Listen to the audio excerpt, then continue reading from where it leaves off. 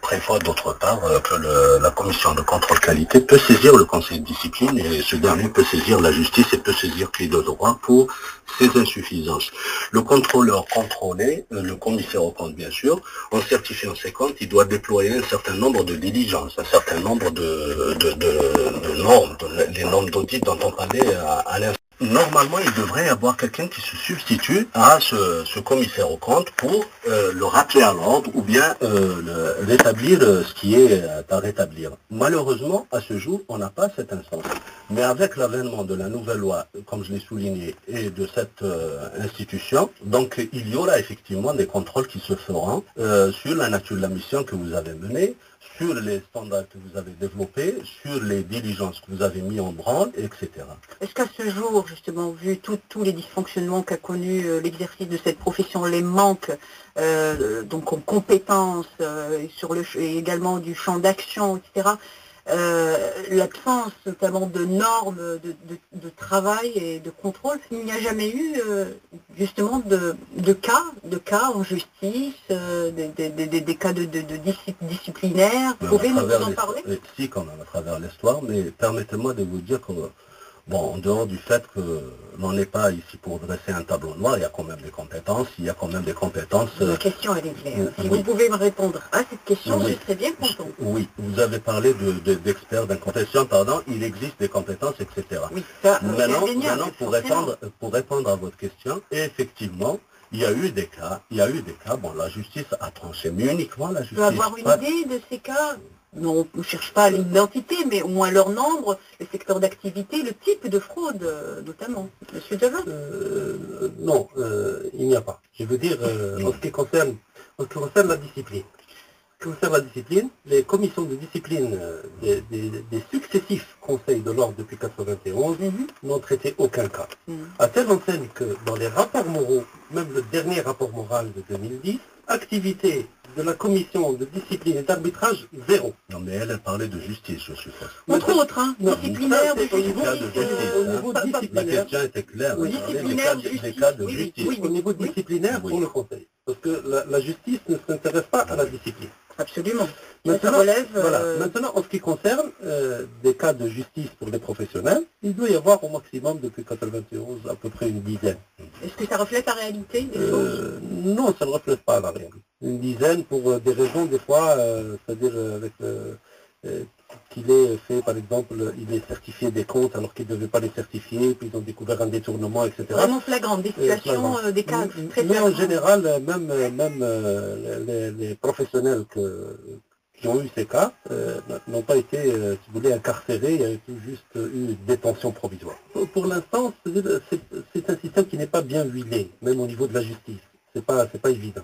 Par contre... Il faudra déjà que la justice soit à niveau elle-même pour étudier ces cas-là. Heureusement qu'actuellement, au niveau du ministère de la Justice, donc il y a des formations. Moi-même, je participe à des formations dans ce domaine. Mais votre question est pertinente parce que ce que vous dites, c'est ce qui a fait chambouler la profession au niveau mondial. Justement, c'est à cause des problèmes de faillite. Les professions ont été tenues de se réorganiser au niveau mondial. Pour s'adapter. Par exemple, aux États-Unis, après l'affaire Enron et WorldCom, qu'est-ce qui s'est passé? Les auditeurs qui ont audité WorldCom, qui était l'un des plus gros cabinets au monde, a été dissous, et les commissaires aux comptes en ont pris pour 25 ans de prison, et il y a eu, pour la première fois dans l'histoire des États-Unis, ils ont réglementé le contrôle comptable avec la loi Sarbanes-Oxley, et ils ont créé un organe public de supervision. Et dans tous les pays du monde, on crée des organes publics de supervision de la profession, comme ça l'est maintenant avec notre loi. Et donc c'est le Conseil national de la propriété qui devient un organe public de supervision. Toute l'Europe donc l'a fait. Toute l'Europe a fait un organe de supervision, chacun des pays du monde entier. C'est pour dire que l'importance du rôle de ces contrôles. Oui, c'est pour contrôler ces gens-là. Pourquoi? Parce qu'avant, il y avait ce qu'on appelle l'autorégulation. C'est-à-dire que la profession s'autocontrôlait. C'est-à-dire elle faisait la formation, elle donnait les agréments. Oui. Il y a la bonne et mauvaise foi aussi. Il n'y a pas que les règlements. Un comptable est une personne aussi.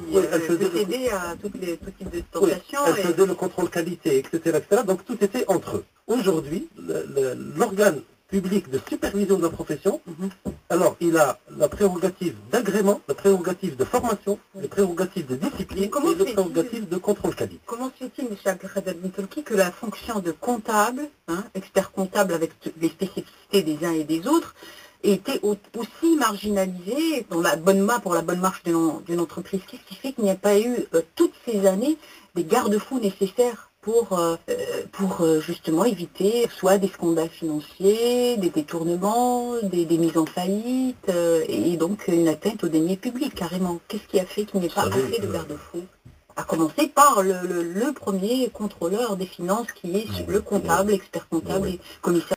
Ce qu'ils n'ont pas, c'est-à-dire le savoir-faire nécessaire pour venir à bout de ces insuffisances. Alors, je parle au niveau étatique, au niveau des pouvoirs publics. La réforme de la fonction n'est intervenue qu'il y a une année, à peine une année, c'est-à-dire que toutes ces années-là, depuis l'ouverture du marché, tous les accords que nous avons pu conclure dans le cadre de l'accord d'association avec l'Union européenne ou des négociations dans le cadre de l'OMC, que cette profession soit restée un peu travailler de manière archaïque jusqu'à un passé récent. Comment vous nous expliquez ça, M. Dejad? Oui, bon, moi je pourrais expliquer ça par le fait que c'était une situation atypique, pas se comparer à d'autres pays.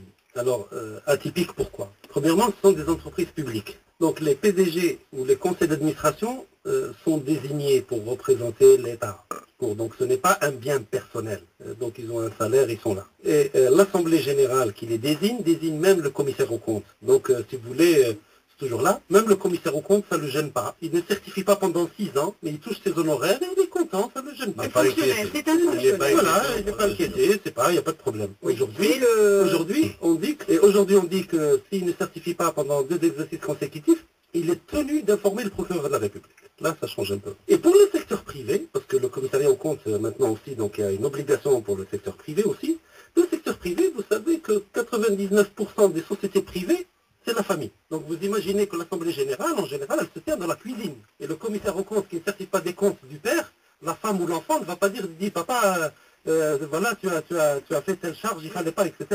Oui. Donc c'est une situation atypique. C'est une situation vraiment atypique. Voilà le pourquoi que donc il n'y a pas un suivi. J'aimerais quand même maintenant qu'on passe à la norme IFRS, pour dire de quelle manière elle contribue à améliorer l'exercice de la comptabilité, à améliorer la comptabilité même, le contrôle sur la comptabilité des entreprises. Je voudrais juste rappeler IFRS, donc son nom en anglais c'est International Financial Reporting Standard, donc les normes internationales d'information financière. Donc aujourd'hui, les comptables, la fonction de comptable en Algérie a des normes internationales. Et ces normes-là, qu'est-ce qu'elles garantissent? Pourquoi d'abord on les a adoptées, l'Algérie les a adoptées? Qu'est-ce qu'elles garantissent pour la fonction de comptable, mais également pour la transparence dans les comptes de l'entreprise, M. Abdelkader Bentelki? Merci, donc c'est une question importante. Donc avec les changements intervenus à l'échelle de la planète par rapport à l'économie internationale, aux économies internationales, donc il fallait quand même qu'on apporte ces changements et qu'on suit ce plan de réforme à l'échelle internationale. C'est pour ça qu'on a instauré l'IFRS, donc chez nous c'est le système comptable financier. Pourquoi on pose le système le système très brièvement, oui, il s'aligne aux standards internationaux en matière de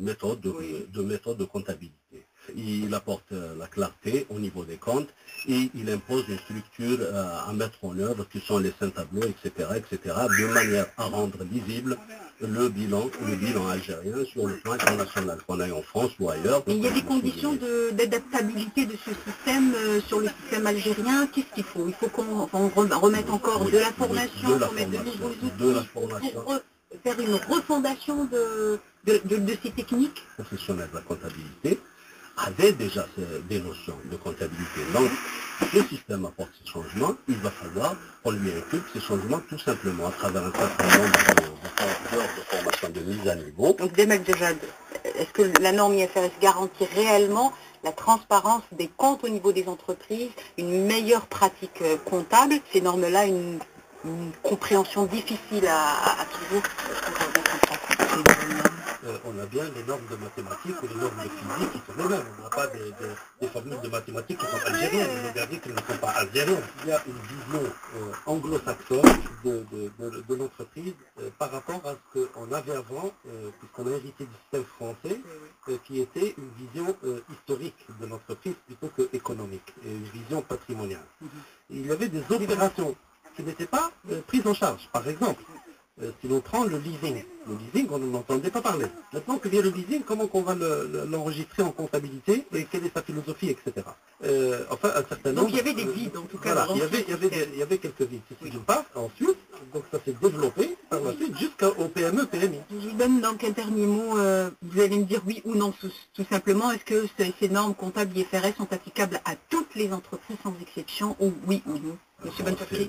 C'est oui, elles sont applicables. L'article numéro 2 exclut les entreprises qui ne sont pas sous leur, c'est-à-dire celles qui tiennent la comptabilité publique, etc. Sinon, le reste de l'économie nationale doit appliquer ce système sous toute sa rigueur, etc. Si vous permettez, je profite de ce temps d'antenne pour lancer un message à l'endroit des professionnels. Justement, en apothéose de toute cette loi sur la profession, on organise les élections le 26 et 27 et 28 pour élire des assemblées électives devant donner naissance aux ordres futurs, Inch'Allah, ça ne pas.